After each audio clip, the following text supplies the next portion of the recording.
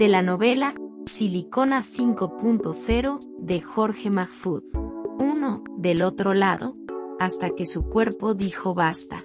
Cuando el sábado 17 de marzo le dio el infarto, Facundo Bolso Campos se encontraba en el apartamento de la 1420 Atlantic Avenue de Daytona Beach, muy cerca de las 10 de la noche, intentando abrir la puerta de entrada para que alguien lo viese tirado en el pasillo y llamase al 911. Para colmo de males, alguien escuchaba alguna de la Selena cantando Bidi Bidi Bam Bam a todo volumen, por lo que supo que nadie lo escucharía caer en el piso del pasillo, brillante como una piscina petrificada.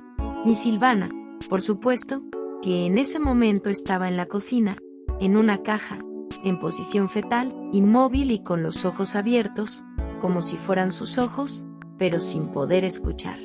Todo había ocurrido como lo imaginó a los 22 años cuando todavía era un estudiante solitario que caminaba por el puerto de Buenos Aires y se entretenía mirando o entresoñando las banderitas de países lejanos, flameando en un cielo extraño del extremo sur. Recordó una tarde de verano en una playa del otro lado, en Uruguay, cuando había escrito al margen del libro Historia del Análisis Económico, de Joseph Schumpeter. Hoy una maestría en Oxford, mañana otra en Berkeley, hoy 1 millón, mañana 2, y si no, patatús en el corazón y al carajo tanta acumulación. No era un pensamiento muy profundo, pensó, casi 40 años después. Solo una verdad, simple, sin importancia, más bien decepcionante, como suelen ser las verdades cuando uno ha resuelto casi todos los problemas que lo mantuvieron ocupado por un largo tiempo. Cuando uno ha quemado todas las grandes expectativas en la vida y no sabe cómo ser feliz porque se entrenó toda una vida para otra cosa. Se había mudado el día anterior, tal vez, el esfuerzo físico, el agotamiento emocional del divorcio, el descubrimiento o la sospecha de que le habían robado la identidad en México, habían contribuido a poner su salud al límite. Había estado un largo rato sentado en silencio, acompañado solo de un vaso de whisky sin hielo, mirando la profundidad oscura del océano, imaginando explicaciones para los colegas en la compañía, explicaciones sobre algo que no debía importarles. Había estado aún más tiempo tratando de explicarse a sí mismo por qué todo lo que había creído importante en la vida, en su vida de hombre productivo, de repente, había dejado de importarle. Por casi 30 años había seguido en el Wall Street Journal, día a día, la evolución del Dow Jones, del Nasdaq, sufriendo, como un italiano hincha de Boca Juniors para que las benditas bolsas no dejaran de subir mientras el Merval y el Ibovespa se derrumbaban, por pura y mezquina revancha contra 4 o 5 individuos despreciables que conocía en Buenos Aires y en San Pablo. Y, de repente, solo quería que el Dow Jones, el Nikkei y todas las demás se hundiesen, con todas sus propias inversiones y sus fantasías nacionales de vivir en la primera potencia económica del mundo, donde la gente sí sabe cómo hacer las cosas, donde estaban los ganadores. 30 años, se había dicho, como si pronunciase las palabras mágicas que le revelarían las respuestas a tanta confusión. Las respuestas nunca aparecieron. La oscuridad del mar permanecía frente a sus ojos. Ya ni siquiera podía distinguir esa línea difusa que separa el cielo de las aguas. Aquella noche había apurado su segundo whisky, justo cuando comenzaba a sentir un dolor extraño en la mano izquierda.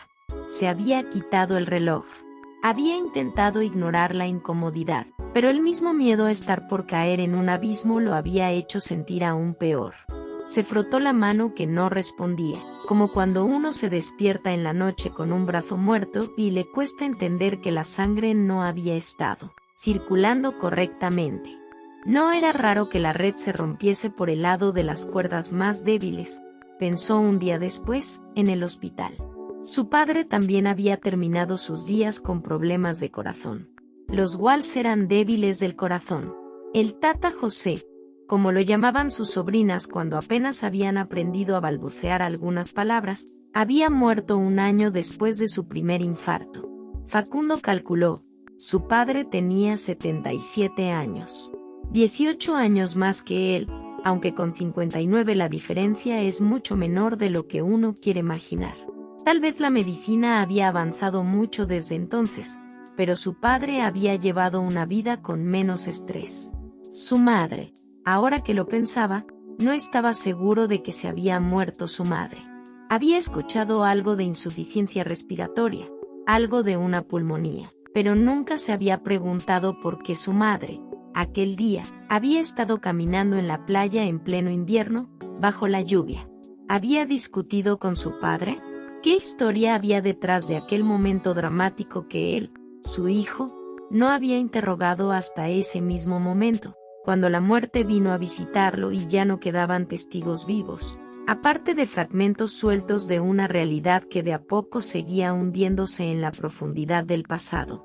Por entonces, la noticia de la muerte de su madre lo había dejado tan groggy que ni siquiera había llorado y cualquier explicación le hubiese parecido natural y suficiente, como un niño acepta que le digan que a los hermanos los traen las cigüeñas de París, que los ratones dejan dinero debajo de la almohada cada vez que uno pierde un diente, o cualquier otra de las tantas mentiras asquerosas a las que estamos acostumbrados y a las que no queremos renunciar a ningún precio hasta que la realidad se encarga, ella solita, por alguna decepción o por simple maduración involuntaria, de resignarnos a la verdad, a una nueva verdad o a la pérdida de las únicas que nos quedaban de pie.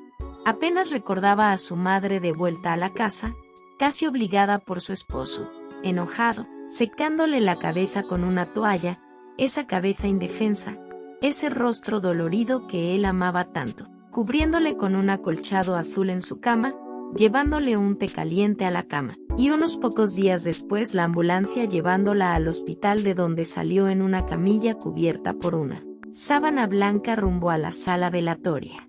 ¿Su madre sufría de depresión? La desaparición de su hermano, unos meses antes, ¿tenía algo que ver con aquella noche en la playa? Había descubierto que su esposo había tenido un desliz con una joven actriz del teatro experimental. ¿De dónde le venía esta idea tan persistente, seguramente falsa? En 1977 el Tata José había intentado, sin suerte, volver a la actuación. Su vocación de juventud, frustrada por las necesidades materiales, como las llamaba él con exagerada ironía, no resultó y probablemente todo terminó con las discusiones sobre la francesita. Pero ese mismo año había desaparecido el tío Roberto. ¿Cuándo exactamente? ¿Cómo? Así que Facundo no podía aclarar las verdaderas razones para que su madre se haya perdido una tarde y una noche de invierno en la costanera Martínez, caminando o sentada sobre una piedra fría, bajo la llovizna. ¿Había ido al río como todos vamos al agua buscando nuestra propia alma? ¿Había intentado suicidarse, como dicen que había hecho Alfonsina? Nunca lo sabría. De cualquier forma, lo hizo como todos lo hacemos, de una forma menos contundente, abandonándonos a ciertos hábitos irresponsables, como beber demasiado o caminar en invierno bajo la lluvia. Del hospital solo recordaba una sala donde la gente tomaba café y miraba en un televisor en blanco y negro. Argentina jugaba con Hungría. Nunca olvidó el resultado, 5-1, y los festejos de la gente. Recordaba nombres como el de Leopoldo Jacinto Luque como si fuesen Maradona. El penal lento, lentísimo de Osvaldo Ardiles que ataja el arquero húngaro y un hombre de bigotes que grita, «¡Pajero de mierda!». Diego Maradona entrando a la cancha mientras una joven muy bonita pregunta quién es y un señor gordo levanta las manos al cielo, como si fingiese ofenderse por la pregunta. Los nervios de Facundo al comienzo del partido se habían cambiado por una cierta euforia que compartían los hombres que estaban en la sala. Luego de terminado el partido, de repente, como quien despierta en la noche y recuerda una mala experiencia anterior, recordó que su madre agonizaba en una de las salas del 4 piso. Murió esa misma noche, tal vez antes de que Argentina convirtiese el cuarto gol y Facundo se pusiera de pie para festejar con los brazos casi en alto. De vuelta a su cuerpo, sacudió la cabeza como si espantase una mosca. Miró el monitor con los golpes de su corazón dibujados en verde. Estaba solo en la sala oscura del Memorial Medical Center. Con dificultad, Estiró la mano y alcanzó su teléfono. Buscó en YouTube ese partido de Argentina contra Hungría. Encontró unos fragmentos. No reconoció ninguna de las imágenes, pero supo que todo había sido el 27 de febrero de 1977. Por alguna razón siempre había confundido esa fecha con el 29 de febrero, que en realidad era el cumpleaños de su madre. Pero ese año no hubo 29 de febrero, ni hubo cumpleaños.